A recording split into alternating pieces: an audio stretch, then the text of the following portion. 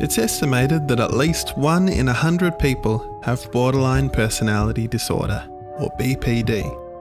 In this video, we'll talk about what it's like to have the disorder, as well as how people can recover from it. Here are some of the issues people with BPD face. Significant difficulty controlling and regulating emotions, otherwise known as emotional lability. Uncertainty of self, what psychiatrists call an unstable self-image. Having intense and unstable relationships repeatedly, which can involve idealizing people, then intensely disliking or devaluing them in relatively short intervals. Feeling an urgent need to avoid being abandoned by other people, even if the abandonment is only imagined. A chronic feeling of emptiness, and repeatedly acting in impulsive and risky ways. As you can see, it's a picture of instability.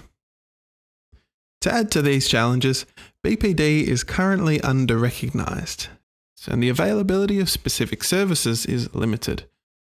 The reason may include the ongoing social stigma of mental health conditions, or the challenges that health professionals face in treating BPD. It is quite possible to treat it, but more on that later. Imagine a good friend of yours has BPD. You tell them something about your new partner, and they react ferociously. If you've been hurt by them in one of their more severe episodes of instability, you might struggle to feel empathy towards them. But it's important not to blame the person in such situations. It's not their fault, after all. So what is the cause of BPD? Well, it isn't fully understood. Currently, a combination of biological factors and early life experiences such as trauma is thought to contribute to the development of BPD. In diagnosis, psychiatrists attempt to observe a pattern of these features mentioned before. These must be considered inflexible, pervasive, long-standing, and must lead to clinically significant distress or impairment. In terms of recovery, the best treatment results have been shown with a branch of psychological counselling known as dialectical behavioural therapy. Dialectical means concerned with opposing forces, which here are acceptance and change. Think of some of the challenges mentioned earlier, then consider how that might affect a relationship between a health professional and a person with BPD.